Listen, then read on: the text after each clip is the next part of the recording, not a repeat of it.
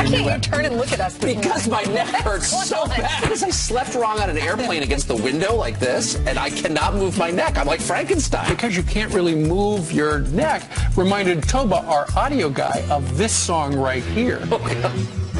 Remember the Munsters? Yes, I'm like Lurch. Got some email. Why are you sitting on that side? It's because when you turn to toss to Heather, it would hurt Tucker. The producers got me some kind of heat pad, which is on my neck right now. Where? Right now? Underneath, yeah. You are the best. Oh, that feels good? Everyone's thinking, what's the physical etiology of this? I would recommend that Tucker consider, is there something he doesn't want to look at right in his life? Yeah, I need to go to Chappaqua for a rest. We asked you if you had some home remedies. Use a hairdryer. Does that even feel good? Is that working? I think that's hot. If you ever have a problem that Ainsley can't fix, it's over. And Tucker can't move his neck still. Wow, I've never seen you with a kind of problem like that. No, I never have physical problems, and I hate to talk about them, so that was embarrassing. But I've never received more email from anything I've done in TV. People actually care about you, Tucker. Or just stand so by. nice. I know you're embarrassed by this, so I'll enjoy this for you. We got letters. We literally got gifts sent in the mail. Oh, that's so Read nice. this from Susie. Hi, Tucker. Was watching your show and wanted to send you this heat wrap. Feel better soon. Love you and love your show. Well, That's so so sweet. Is that my wife, Susie, or another apparently Susie? a different Susie. Oh, that's fantastic. Interchangeable, but you could. Thank you, Susie. Probably put that in the microwave. And Oh, and heat it up smells lavender. fantastic. Can I just say, too. it really did hurt. You know what in the end worked for me? Not Aleve, not all the fancy remedies. Advil. 2 regular Advil. Oh, man. That is a wonder drug. Yeah. That's the worst when you can't turn. That and sore throats. We got another one here from Wayne Miller. He's the CEO of Innovative Technologies. And this is a pain therapy Pulse Ultra 1620. Well, it's innovative. That is innovative. And he relieves sore and aching muscles. There you go. I might take that. You got to try that. Thanks. How do you feel? That's so nice of that you. video, that archival footage was from Wednesday. You know, I flew to California and back, and I feel much better. There's nothing like sitting on an airplane for 2 days. Tucker's on an airplane for like 4 days. Solve all your problems. Yeah. But Advil, 2 Advil, that's the Advil. cure. If that doesn't fix it, No, so nice though, everybody. you're probably dead. So We were thoughtful. worried about you. Thank you. Clearly, a lot of people were. Well, to your headlines now. First up, a young woman's death could have been prevented. That's what family members are saying after their daughter was beaten to death by her boyfriend, who reportedly was here illegally. Police in Texas say the man confessed to murdering his girlfriend because he thought she was having an affair. He told police he beat her with his fist before strangling her to death. That's awful. It's hard to have to read that. He's been charged with murder. Bond has been set at $1 million. And one of the most dangerous terrorists at Guantanamo Bay says Saudi Arabia recruited him for the 9/11 attacks. Ghassan al-Sharbi, an expert bomb maker, tells U.S. authorities he was directly contacted by Saudi royalty while training to be a pilot here in the U.S. with the 2 other hijackers on 9/11. This despite that country's claims it had nothing to do with the terror attacks 15 years ago. Well, Ohio Governor John Kasich is making it very clear he probably will not vote for the Republican nominee. Watch. Is it still possible that you could vote for Donald Trump? Very unlikely. Okay. Too much water under the bridge. Message, John Kasich is a much better person than you are. It didn't stop there, though. Governor Kasich also said he wasn't worried about being blamed if Trump loses in his state, where Trump is now up. That's Ohio, of course. He also said he wasn't voting for Hillary Clinton either. He's not going to tell anyone who he's going to vote for, so you're going to have to guess. And then Hillary Clinton has been called a lot of things, and this morning she can add style icon to her long and growing resume. That's right. The fashion community has spoken. The Washington Post, a paper that nobody reads anymore, declared that the Democratic nominee and her pantsuits are influential to New York's top fashion designers. The Post says, quote, Hillary's proximity to the presidency has invited designers to reconsider the relationship that women have to power and how it manifests in attire and style. Whatever that means, the Post also claims Victoria Beckham, who is pictured here on the left, as Clinton's disciple, saying the designer has expanded her collection to reflect a woman more at ease with her position and authority. Again, you didn't read it because nobody reads that paper anymore. Style. Whatever that means, the Post also claims Victoria Beckham, who is pictured here on the left, as Clinton's disciple, saying the designer has expanded her collection to reflect a woman more at ease with her position and authority. Again, you didn't read it because nobody reads that paper anymore. Rick? Hey, Tucker. I missed the last little part of what you said. Sorry. It's great to see you, Rick. Thank you. It's because I'm like looking at myself in horror right now. We'll explain this in a second. Hey, just slow down with that camera there. Let's talk about the weather first. Show you what's going on. Then you can show the outfit. Here you go. Across the east, still feeling pretty nice this morning. Feels a little more fall-like out across areas of the west and the far northern plains. Pick your city across the northeast, Ohio Valley, mid-Atlantic, and see what's going to happen today. There's a front that's coming in from the west. It will move across kind of the western area today. By tomorrow, bring the showers across coastal areas and in towards the far northeast, which is great news. We desperately need some rain. Down to the southeast, you see those showers down across the southern Mississippi Valley, moving in across parts of the deep south. Florida, some scattered showers as well, and maybe a little bit of severe weather late in the day across parts of Oklahoma. Finally, in across the northern plains, very nice across parts of the Dakotas, and we'll see some scattered showers in across parts of the Great Lakes. All right. I don't know what's happening now. How do I look? You look amazing. I don't know what's happening either. If anybody can pull this off, I mean, I think this is supposed to be a costume, but it is. Well, you look nice too. Well, thank you. We're quite a pair. So New York City is kicking off Oktoberfest today with the 59th annual German-American Student Parade. Wow, this is very exciting, but we are going to get it all started right now, a little bit early here on the Fox and Friends Plaza. You can celebrate Oktoberfest. Did somebody say Lederhosen? Lederhosen. Clayton, when I think of you, of all of my years of working with you, I think Lederhosen. You look nice. I was jealous. It's my favorite time of year. I mean, this is where, you keep saying that. Why? Let stuff breathe, get to stand out a little bit, get dancing. It's Lenny Coyne is the spokesman for the Student Parade, and he joins us along with Nick and the Bratwurst Boys playing music. Lenny, great to welcome back. Thank you so much for seeing you. We've been listening to you guys all morning. It's been fabulous. Fantastic. I will say, this kind of feels like shorts and a girdle all in one. I kind of like it. Kind of holds stuff in. Kind of holds everything in, holds it together. Explain to us the history of the Lederhosen. Lederhosen are actually working pants. You know, when you think about the history of it, Levi Strauss brought the jeans to America. Right. Originally, that material was supposed to be for sales, but it didn't work. Now, he was Bavarian. So when you look at the overalls, they're the same as the Lederhosen. There's a pocket here for you to put your knife.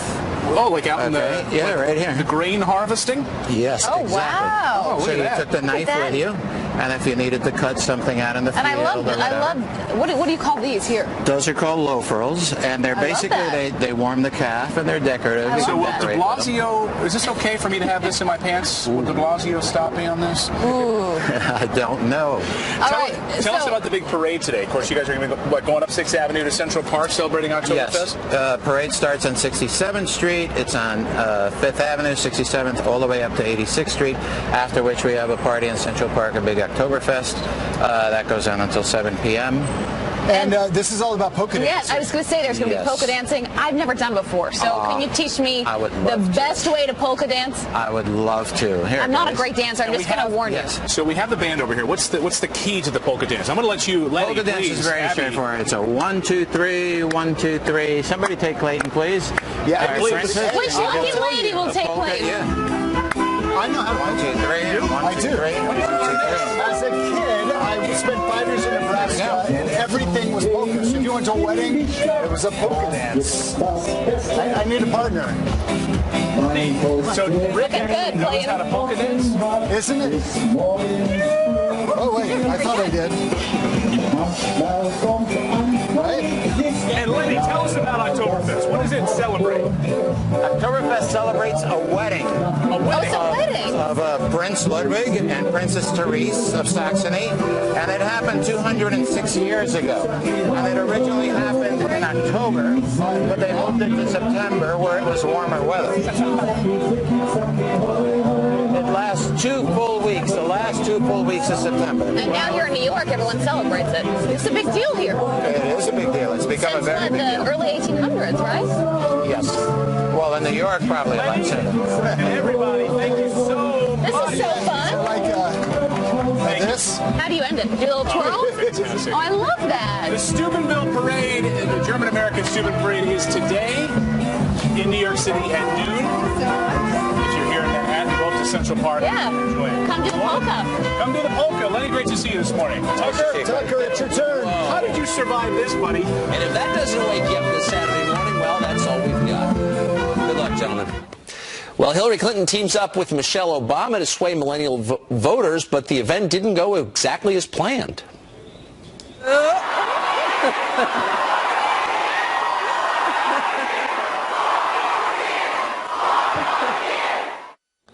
Turns out millennials like Michelle much more than they like Hillary. Ouch, that's got to hurt. Ed Henry here to weigh in on that next.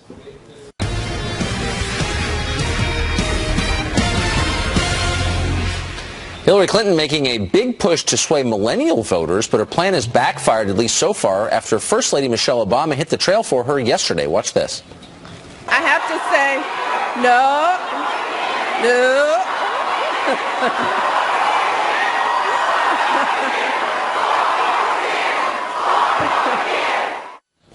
Crowd begging the First Lady for 4 more years of her, not Hillary. Here to weigh in, Fox News chief national correspondent, our old friend Ed Henry. Ed, it's great to see you. How are you?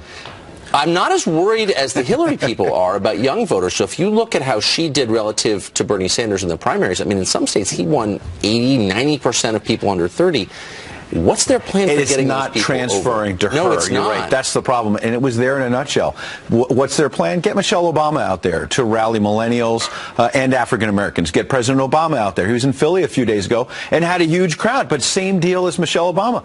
They were saying 4 more years. As you see her dancing there, they want the Obamas to stick around, the millennials on the left, the young African American voters in particular. And so it's not transferring to her. And then look at this Quinnipiac poll in terms of Hillary Clinton. Preference among voters 18 to 34. It's 31% for Hillary Clinton, 29% for Gary Johnson, 26% for Trump, Jill Stein 15%. So we should be clear, that the millennials who are not excited about Hillary Clinton, they're not going to Donald Trump necessarily. No. They're going to Gary Johnson. And so the plan among the Clinton camp right now is to get Al Gore out there and say, look, this happened to him in 2000 with Ralph Nader. That, Green Party folks, Third Party folks thought, oh, it's not a big deal. Al Gore's going to win anyway. I can vote for Ralph Nader. But are people going to listen this time? It's a whole different world now, and the electorate is so much more volatile. Well, when you've got almost half of voters under 35 going for a third-party candidate, it's a different world. So Democrats have been saying for a full year, we know that Trump can't win. We know he can't win.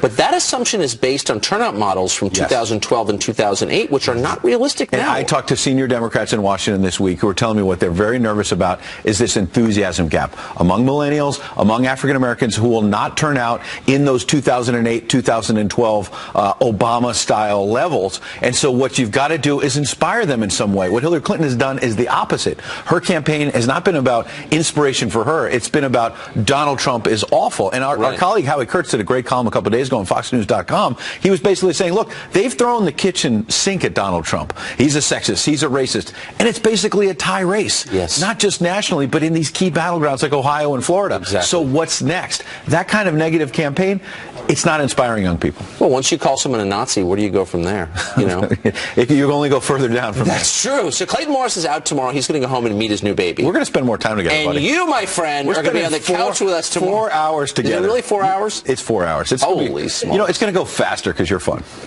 If you miss tomorrow's show, it's your loss. See you tomorrow. Can't wait to see you. Thanks, Ed. Well, Samsung's exploding phone scandal just got even worse, believe it or not. Kurt the Cyber Guide is here to explain how you could be burned to death by one of these things. And there's no party like a Clinton Foundation party. What do you think went on behind the scenes at Bill's birthday bash? We can only guess, and we will. Stay tuned. Well, it's been poor timing for Samsung's exploding phone problem. The iPhone 7 was just released. Kurt the Cyber Guy is here now with what consumers need to know. Bad news for Samsung, and they really bungled this recall. Boy, right? Are you talking, even, it's still going on right now, where people who have the Samsung Galaxy Note 7 that has now officially been recalled as of 2 days ago, we're talking about, you still don't really know what to do yet. And we're finding out it's still a very dangerous phone. And, you know, the TSA not allowing you to fly with these. You cannot charge it. You cannot plug it in. You've got to pack it. Right. That's FAA's actually behind that, as well as, you know, big transportation systems throughout a lot of municipalities around the country. You get on a bus, a train, a boat. No, you cannot plug this thing in. They want you to have it powered down. Let's talk about the iPhone 7. It just came out. Some big new features, including, let's talk about the iPhone 7, the 7 Plus with a new camera. That's the one you've got in your hand. Yeah, so this is the one I have in my hand with some different colors. Have you ever seen how fast? Have you ever been this fast on an iPhone before. It's got that A10 processor. It is so fast, right? There's an article yesterday talking about how Intel should be worried about Apple's chip processing. I mean, what they've been doing with their silicon is like really, really wicked fast, and the camera is ridiculous. Now, you also have the smaller... Oh, no, see, you don't want to dunk your phone, This is my main driver. Now, waterproofing is one of the big things in this as well. So you've got your iPhone 7. So this is a 7. It's got that jet black polished look to it. You ended up with the other form of the black, which is, probably less scratchy. How many people drop them in bathtubs and pools? Now, show us the water-resistant features. So this phone, as you know, just brilliantly beautiful, super fast, and it's water resistant. So down to a meter for 30 minutes, and we'll just try it this morning. Will it work? Okay, it's fully underwater, right? Fully underwater. Pull it out. Yep, it's still on. And let's see if I can get it to play a video. I have a feeling it's going to be just fine. It survived. It's wet in my hand right now, but I have a feeling, sure enough, there's a video. Well, how many? Yeah, there you go. It'll play the video. We can make a phone call on it. It has stereo speakers now. So what could this mean to a lot of people right now? Combine the Samsung nightmare, because you're probably getting as many questions as I am. I have a Samsung Galaxy Note 7. I want to get rid of it. And at this point, what's happening with Apple? Well, everybody is now suddenly interested in the iPhone 7. Apple stock up and apparently showing those results as well. And Apple needed to, because they had sagging iPhone sales. And so this could put, it's like a perfect storm for them right now. Perfect storm for them. Bad for the consumer. If you've got a Samsung Galaxy Note 7, you search CyberGuy on Facebook. I will show you how you can handle getting rid of that phone or getting it fixed. Got it. Kurt, thanks so much. Democrats thought Hillary Clinton would never lose to Donald Trump, but the latest poll average show the candidates are in a dead heat. Juan Williams is here to react. That's next. Good morning to you. It is Saturday, September 17th. I'm Abby Huntsman, and this is a Fox News alert. A plot exposed to assassinate 2 members of Congress. Details about the would-be killer, the targets, and how he got caught. Straight ahead. And then Donald Trump says Hillary's Secret Service detail should disarm and see what happens. That her bodyguards should drop all weapons. They should disarm. It's obvious to everyone else he was making a point about Hillary's hypocrisy, but the press has decided this is an assassination attempt. We've got details. And ain't no party like a Clinton Foundation party. What do you think went on behind the scenes at Bill's birthday bash? Fox and Friends Hour 3 starts right now. Were you invited?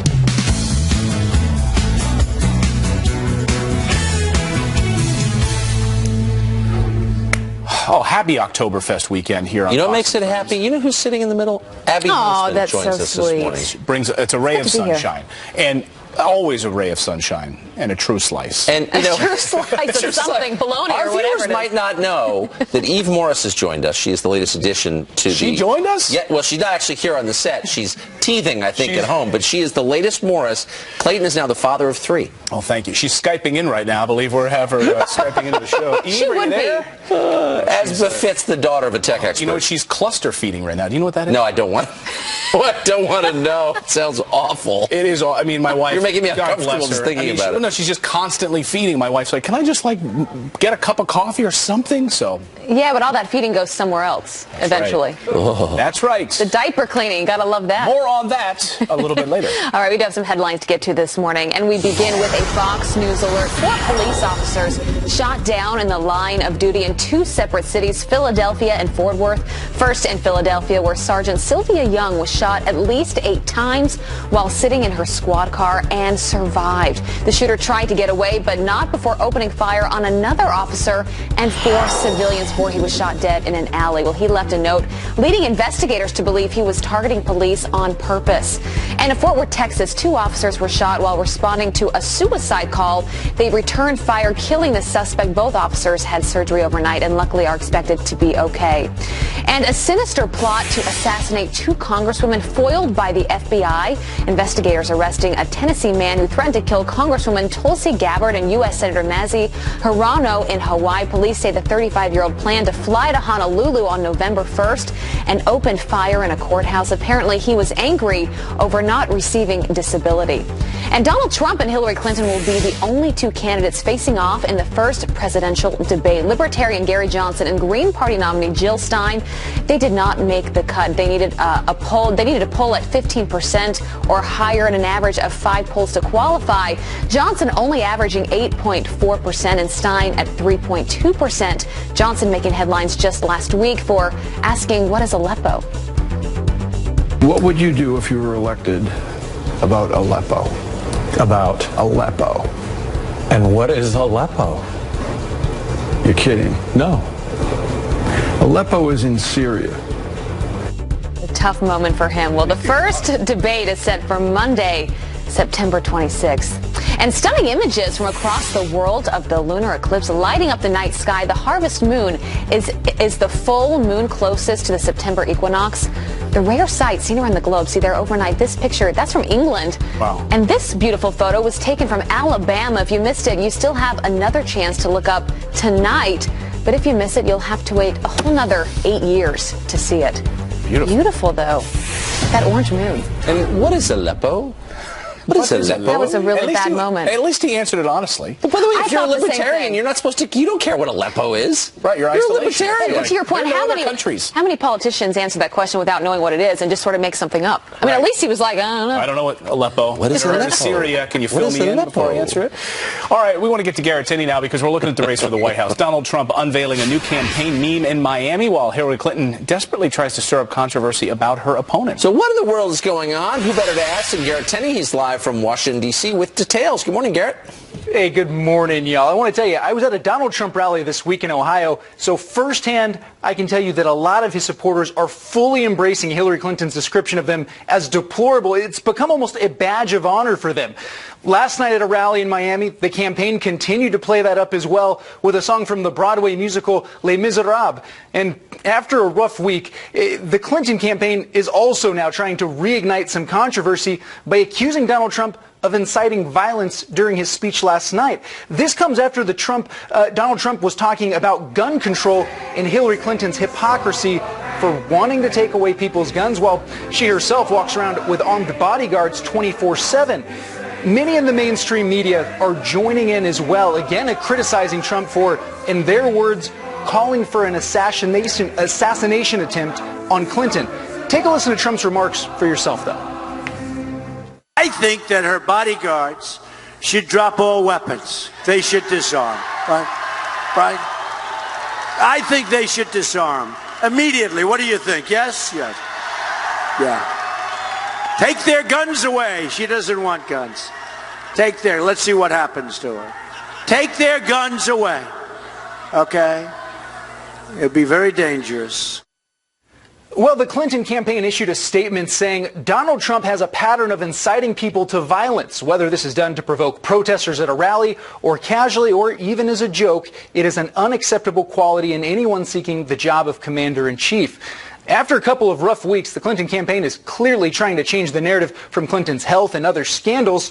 Look at the polls and you can see why. A couple of weeks ago, she was beating Trump nationally by 6 points. Now, that lead has shrunk to only 1.5 points in the latest Real Clear Politics average. The election 52 days away and the first debate just over a week from now. Tucker, Clayton, Abby? Yeah. Right. Neck and neck in those polls. Wow. Thanks, Garrett. What is Aleppo? We want to bring. Let's ask Juan Williams if he knows where Aleppo is. Aleppo. He's joining us this morning, co-host of The Five. Hey, Juan, great to see you this morning. Good morning. I'm in rainy Pensacola. This is Trump country down here in West Florida. It certainly is. So you worked in newspapers for, you've been a journalist for many years, and you read the New York Times Doubtless this morning, and they're trying to make it sound like Trump was threatening violence against Hillary. And any normal person knows, whether you agree with it or not, that he was making a point about her hypocrisy. No guns for you, but I get guns to protect my family. That annoys Trump. It annoys a lot of people. Why pretend that that was encouraging violence when it clearly wasn't?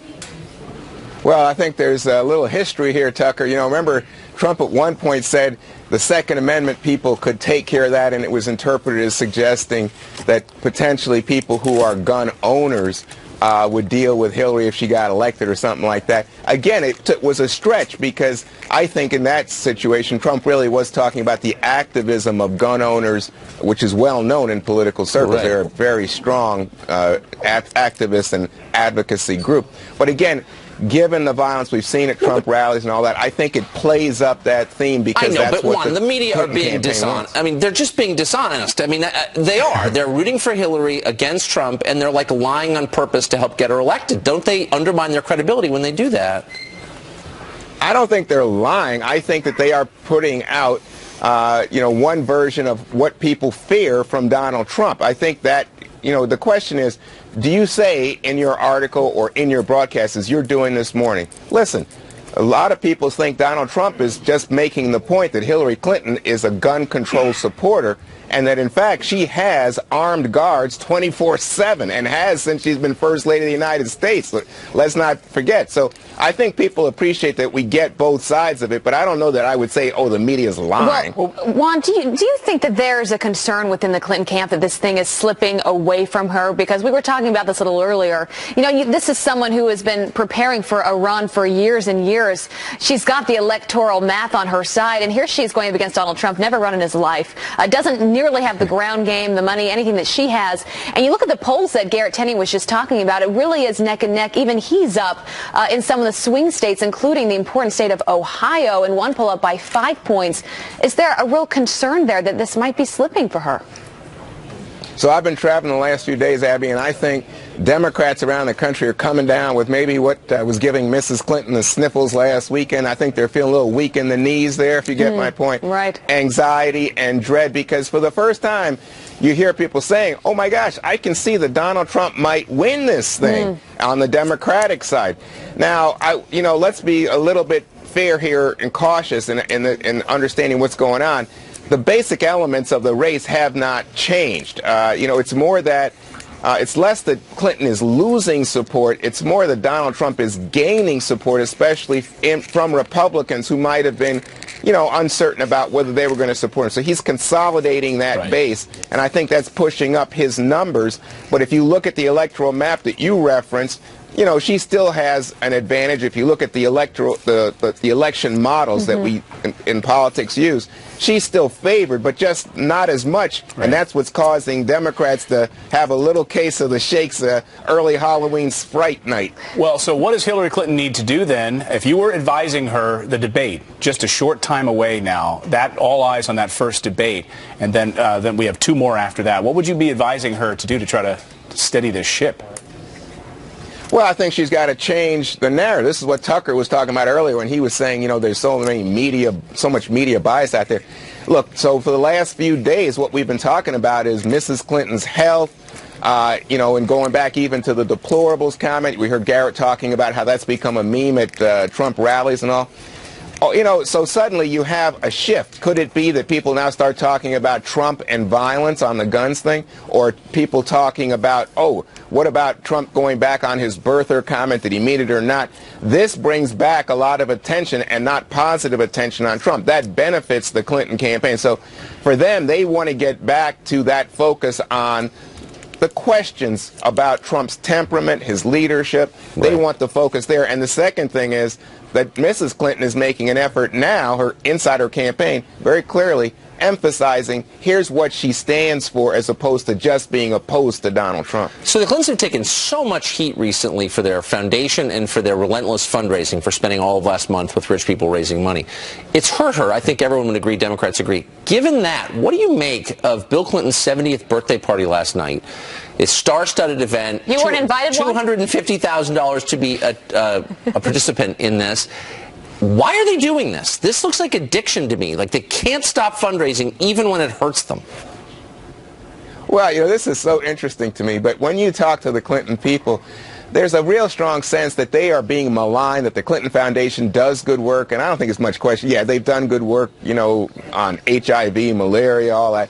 But they feel like, we are a charity, we're a highly rated charity, and we're getting just beaten up and all the questions. But the fact is that the image of that foundation and the possibility of quid pro quo deals between people who are donors to the foundation and Mrs. Clinton while she was Secretary of State just is politically toxic, Tucker. It just doesn't sit right with lots of people. Right. And again, speaks to the whole very difficult issue of Mrs. Clinton's trustworthiness and character. So I think that's why it was done. kind of, I wouldn't say in secret, but on the sly. That's why there was not a lot of publicity or attention. And the cost of the tickets, out the roof. And you would really have had to dig deep. And Hillary Clinton didn't even go. You didn't have the candidate there. They can't control Bill Clinton. He wanted to do it. They couldn't tell him no. I mean, how dysfunctional. Well, that's right. I would agree. Yeah. It was just a birthday party. It was a Chuck E. Cheese. Just a celebration. All right, Juan Ames, always good to see you. Thanks a million, Juan. Enjoy Florida. Thanks, guys. Have a great day. They all had tokens and got pizza and a soda. All right, well, coming up, the nation's largest police union just endorsed a candidate for president. Which candidate and why? The union president is joining us next to tell us. And then the United Nations has a new plan to help save planet Earth. Of course, it involves calling in Leonardo DiCaprio and his celebrity friends on their private planes, because that'll help the Earth.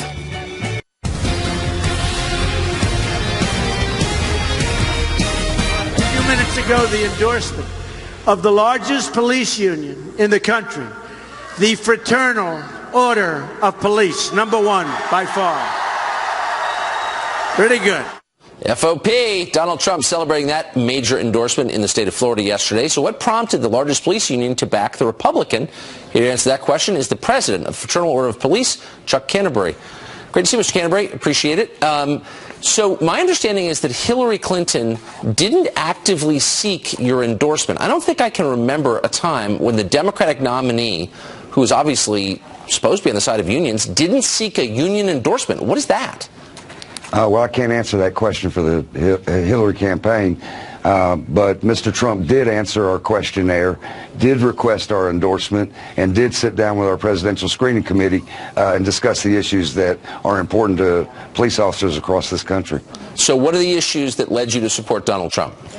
Well, I think this year the most important thing for the membership was he's a candidate that has demonstrated a belief in the rule of law. He's demonstrated a belief that law enforcement officers should be safe in their job, and he's talking about making America safe. He's talked about the issues of inner city crime, dealing with poverty, systemic poverty that leads to the crime in the United States, and he appears to have a plan and wants to work on the issues that we've been screaming about for years. Police are not the total answer to the crime in the inner cities in America, and that we have to work together. And he understands that, and he's promised us a place at the table to try to fix this problem. Yes. Now, Hillary Clinton may not have sought your endorsement, but she has avidly sought the endorsement of Black Lives Matter, a group that hates you and whose members have called for your murder. How do you feel about that? Well, you know, that's her choice.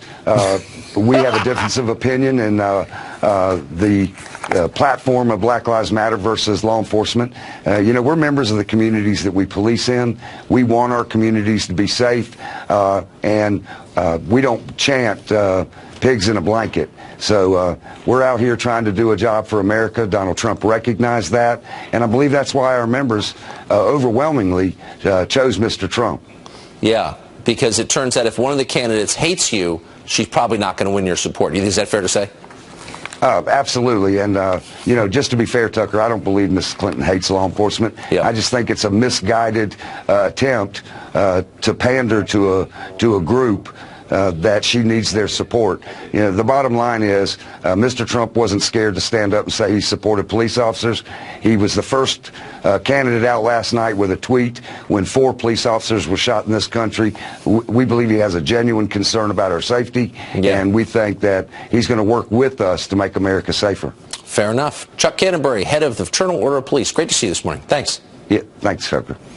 Well, what happens when you wear a Donald Trump hat to school? Don't try this at home.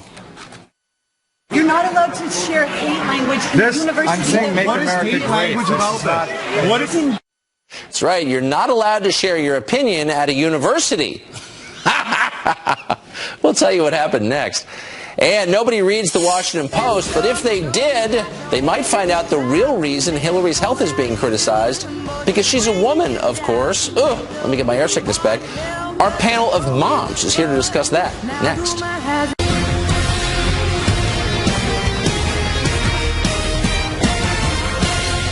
Welcome back. Well, the Washington Post is claiming that the real reason Hillary's health is being scrutinized is because she's a woman. The article saying, quote, why do women feel they can't admit to being sick?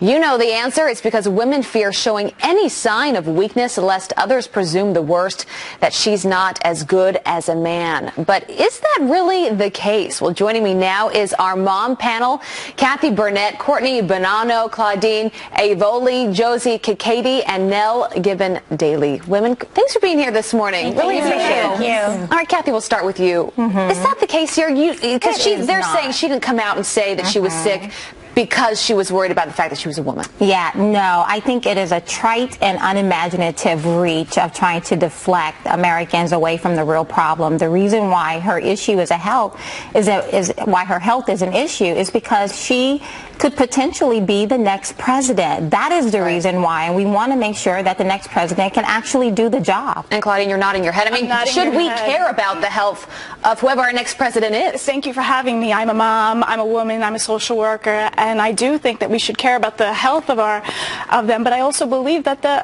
there's things that are going on. I'm sorry. I also believe that as a woman we have to be conscious of our health, and you know, it's also coming off the comments of that women or people that support Trump are in a basket of deplorables. So I think the fact that the health, and then also that, and I'm not a hater, so I don't appreciate that comment, so you add that with the health issue. Well, and she is the first woman nominee for President. Josie, is she getting special treatment because of that? I think that's the real question here. Well, that is exactly the question. It's not about being a woman. It's about entitlement. As a woman, is she entitled to get special treatment as Hillary Clinton, more importantly? Right. I feel like, I think historically she's been brushed upon, you know, as far as looking at the facts. We haven't been looking at the real picture, and where that's all I have to say. Yeah, no, what are your thoughts?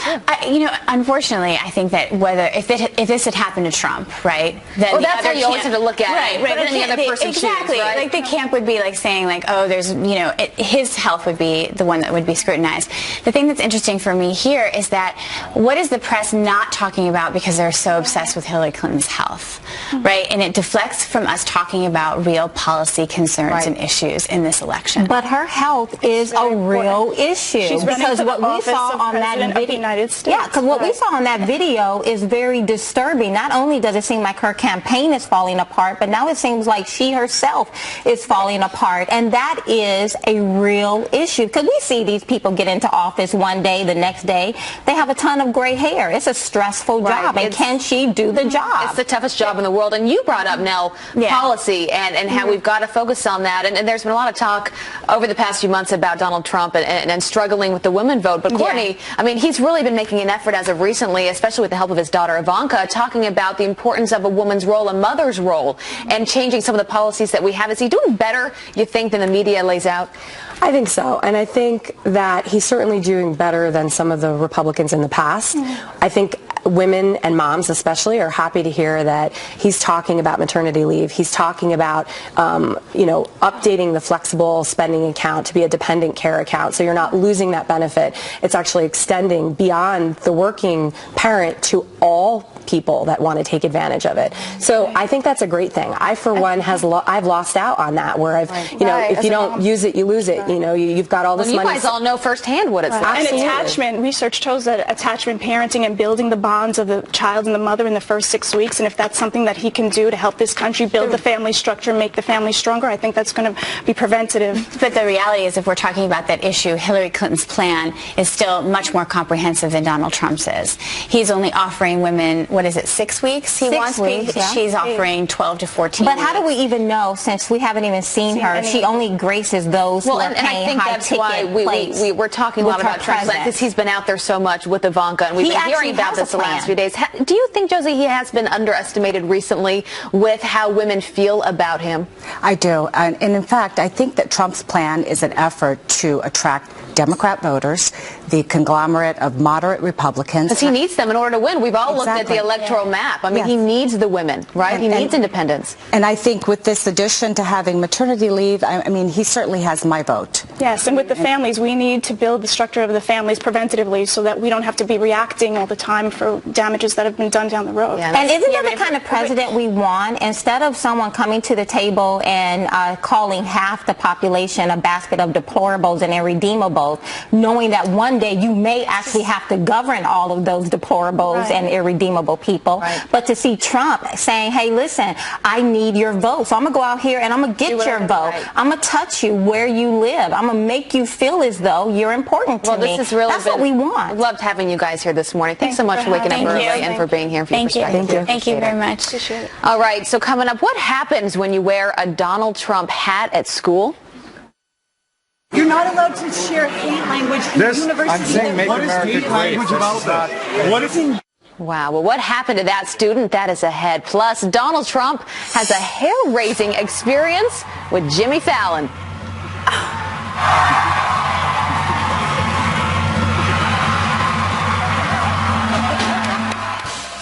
So how is the left reacting? Well, they are freaking out, of course. Stick with us. Aww. There it is. Clayton Morris, ladies and gentlemen, has brought new life into the world, or more precisely, his wife Natalie has. This is Eve Morris. She was born just the other day. Clayton, she's beautiful. She was huge, too. 7 pounds, 11 ounces. Look at that. And when she came out, by the way, this is maybe too much information, but her arm was over her back. And there's my kids meeting her for the first time, Miles and Ava. How are they responding to it? They're so sweet and want to take care of her, you know. Ava was reading her a story this morning. You're right. She looks like a real person already. So yes, I like palindromes. Ava and Eve. EVE. It's easy. And I was picturing it as if they were like 4 years old and I had to yell up the stairs to them. Like, Ava, pick up your stuff. Eve, pick up. And you can hear the difference. It's like it's the same thing. Race car. A man, a plan, a canal, Panama. Right. One thing you wouldn't know about Clayton, no offense, he is the cutest kids I've ever seen. They really are. I'm so glad you had him. Well behaved. Did you sleep last night? Not much. She's feeding like multiple times through the night, so had us up. But my wife is a champion. And delivery, all, crazy. Natural delivery, no epidural this time. Oh, wow. And when the baby came out, her arm was like up over this, so it even made it even harder, if you can imagine. Try to picture that at home. Or not. Or not. Wow. Now I'm trying to envision this in my head. Good morning. Good morning to all of you. Morning. Every mom out there is cringing right now, going, oh yes. Glad you brought those images All right. back. We do want to transition, though, a bit to some headlines that are out this morning.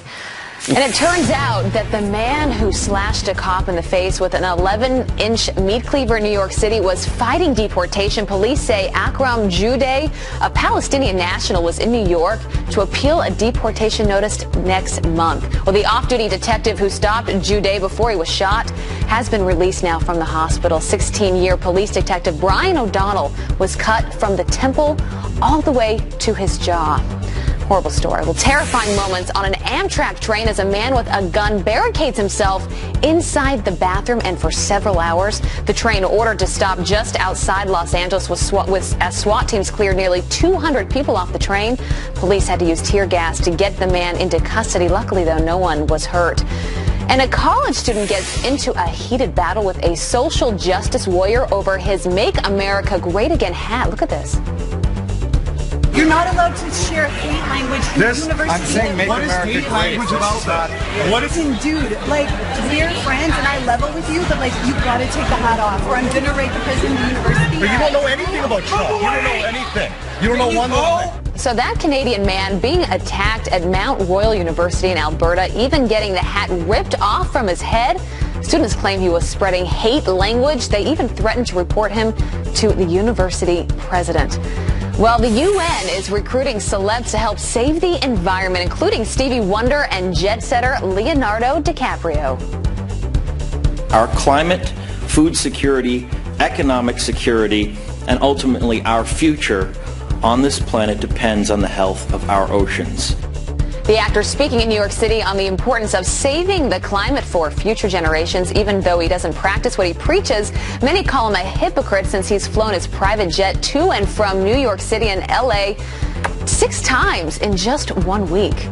And those are your headlines. And Tucker's chuckling. Matters. I mean, there's literally no evidence that man-made activity is causing the climate change. Whatever. I mean, for whatever it's worth. Let's get Rick Reichmuth to weigh in on man-made climate change.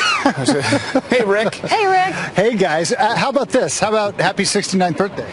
Hey, thank you. There you go. That's good. And how about this one here? Happy 55 years married. Well, thank you. 55 years. Woohoo! Wow. That is an achievement. Nice sign you made. I always say if you bring a sign, you get on. Same wife. Same wife, really? First wife. Okay. First wife. Not like cumulatively around. Okay. Well, great wife. Nicely done. Let's talk a little bit of weather. Take a look at the maps as you are waking up this morning. There's this system.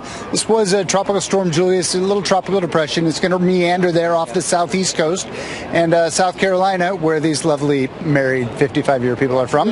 Don't go to the beach this weekend. It's going to be a rough one out there. A lot of rip currents because of that system, but no big rain. What we are going to be dealing with is rain across parts of the Central Plains. It's moving in across the Ohio Valley and down to the lower Mississippi River Valley. Some of that could cause some very localized flooding. And out across the west, mostly dry, but you see that stream of moisture moving into the Pacific Northwest. Get ready. That's going to stick around for a while and eventually, hopefully in the next week, move down to Southern California. All right, guys, we will send it back to you inside. All right. Thank you, Rick. It's really feeling like fall, though. I love this time of the year. Oh, it's about time. And television, the new seasons are back for your late-night comedians. They're back from SNL the summer back, too? breaks. Saturday Night Live is back. And, I think there's this expectation now, I don't know, with this new generation, we think that late-night television is the arbiter of news. That's where teens, that's where millennials, that's where they're getting their news, from The Daily Show. Sometimes that's the only place they're getting it from.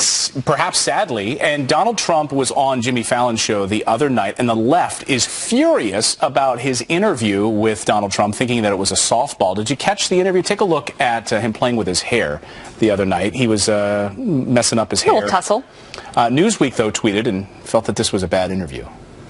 Yeah, they said 2016 is a bad year for the media. Example number 4,701. The Guardian, no Jimmy Fallon, Donald Trump isn't a laughing matter. Ooh, very serious. Here's the Huffington Post. They say a softball interview, even by softball standards. What's hilarious, though, and actually it's not hilarious, it's ominous, is the left's attempt to enforce total conformity among the media. Anybody who doesn't play along is immoral. So here you have all these late-night so-called comedians, that ludicrous character late night at NBC, Seth Meyers, who's like the least funny person ever. And there's one person who insists on doing a comedy show and like, you're a bad person, Jimmy Fallon. You didn't call him a Nazi, therefore you should lose your job. Exactly. And that's my point at the beginning, which is we never, you watch Letterman, you watch Carson, you watch Arsenio Hall and Bill Clinton come out playing the saxophone. Like, you watch late night television not for serious interviews, but for some levity. And now I think we're sort of expecting there to be like hard-hitting interviews because we've seen certain people do that over the Well, I think a lot of these interviews are on comedy late night is to show sort of a vulnerable side of these candidates, to make them more personable, more human, and that's exactly what we saw with Donald Trump, a moment that you don't always see with him. I mean, we've never seen his hair messed up like that, and so I think for a lot of people, wow, he does have that side to him, and I think that's threatening for some other people to see that. But so you've got 19 comics on every night ranting about how Trump is a threat to democracy, and you've got one telling jokes, but that's unacceptable. Whatever happened to diversity? The conformity of this moment is so crushing. And what about nobody's allowed to disagree. It's bizarre. Have we had really hard interviews on late night television with Hillary Clinton? Remember her on Saturday Night Live in the bar sketch? Here's the pickle jar. Can you open it? All right. Hillary about to unveil her new secret weapon, the one man she hopes could save her failing presidential campaign. And that man, of course, is Al Gore, because why wouldn't you call Gore? Boris and Umiki are here to debate if that's a good idea or deranged. And there is still a big show ahead. Chris Steyerwalt and Geraldo Rivera, they're both going to join us live next hour. Stick with us.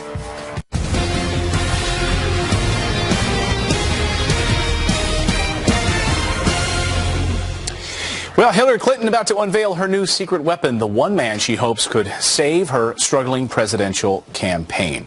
Al Gore.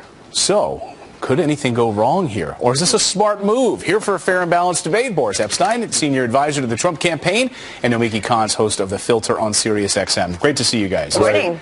I actually think, you know what, this is probably not a bad move for her to bring out Al Gore, Bernie Sanders, Michelle Obama hitting the trail. She needs people to get out there and talk on her behalf, does she not? Every campaign does. Every campaign needs surrogates. But listen, you know, Hillary Clinton is concerned about a couple of percentage points in a couple of key states like Ohio and Florida. Well, Al Gore is good for one reason alone. It's not because Al Gore is going to win her the election or Bernie Sanders is. She's not doing well with millennials. Millennials are still not there. And millennials, the issue that they care about most is climate change. Climate change voters vote on climate change and climate change alone. If they don't turn out in states like Ohio, where there's fracking, and she's still pro-fracking, and she's still accepting money from oil and gas industry, you know, that's something that they're going to stay home with. Do the millennials even know who Al Gore is? I mean, Inconvenient Truth, what came out like, what, 45 years ago now? I just took a long nap as soon as I heard the name Al Gore. I mean, Al Gore was so good at winning a third term for the Democrats last time, right? He did a really great job. In his home state of Tennessee, did really want to know, lost in 2000. Of course. Listen, that was a layup election for him, and he got crushed in 2000, really his home state, and overall really underperformed expectations. This is the same old Hillary. She's bringing out retreads from the 1990s and 2000s. And by the way, Al Gore was the one that said that, you know, really campaign finance laws don't apply to us. So he plays into the whole pay-to-play, you know, corruption narrative as well. So I think it's a mistake. And listen, Al Gore's dream was to be president. I went to a speech that Al Gore gave years after he lost that election. He was so bitter. So I wouldn't be surprised if on the campaign trail he's still talking about the Florida bout, the Chads. Isn't there something that we can learn from the Al Gore experience, right? He was criticized for not bringing out Bill Clinton. Right. He wanted to do it on his own. And it wasn't until the last few days it seemed like he was bringing Bill Clinton out. He loses Tennessee. Is she seeing something in that history there to make sure that she doesn't repeat that? Maybe, but I think she's concerned about a few key areas. Like I said, and I know you're not a fan of Al Gore, but you said that. Saw President Obama. Let me finish. You had 10 minutes. You had 10 minutes, Forrest. I know. I'm trying to make a case. I'm actually helping your case. Would you let me talk? Sure. Okay, so Hillary Clinton has to do some things. She has to make some real policy decisions on the environment. She has to go out against fracking. She has to stop accepting money from oil and gas industry, and that's how she's going to win voters. It's not going to be from politicians or celebrities. You know, you can't put Katy Perry out on the trail and win millennials. You can't get Elizabeth Warren to get your progressives. Even Bernie Sanders. You have to make key policy decisions. And I think Al Gore won't step up until she does this because he's put his reputation on the line over climate change. Bernie Sanders supporters, will they come to her side? I mean, we haven't seen him like one speech, I think, since the convention. Will they come in droves to get out the vote? Absolutely not. And what's hurting them is those deplorables and desperate comments. The Bernie Sanders supporters. I'm a Bernie Sanders supporter. You're a supporter out there as one of the leaders, right? The people in the movement, the issues they actually care about, jobs, the economy. Just because Bernie Sanders, a 74-year-old socialist who's a sitting senator for decades, says vote this way, doesn't mean the actual voters who gave the $27 will. And they are backing Donald Trump because he's representing now really what the people are disaffected about, what they're disappointed in their government about. And a lot of that is them being left behind in an economy that hasn't had 3% GDP growth in 8 years. 10 seconds, final word. Bernie Sanders supporters are not supporting Donald Trump. There's no evidence of that whatsoever. But they do care about the issues. Florida, they do, but that's not with Bernie Sanders supporters. They do care about the issues. Hillary Clinton has to step up on those. She won't change in 52 days. Take it to the green room, you guys. Thanks. Be nice to each other. I'd love to hear from our viewers this morning. What do you think? Will Al Gore hurt or help Hillary Clinton? Email us and go to our Facebook page. Coming up here on the show, it started with a failed pitch on the show Shark Tank. Watch this. Mike, my company is, Don't worry, it's only your biggest moment in your life. Now his paddleboard company is making millions every year, but that's not the big headline. He says the 8-hour work week is a mistake. He's going to join us to explain why next. Plus, new fallout from Colin Powell's email leak, and it involves one of America's closest allies. Details on that story at the top of the hour.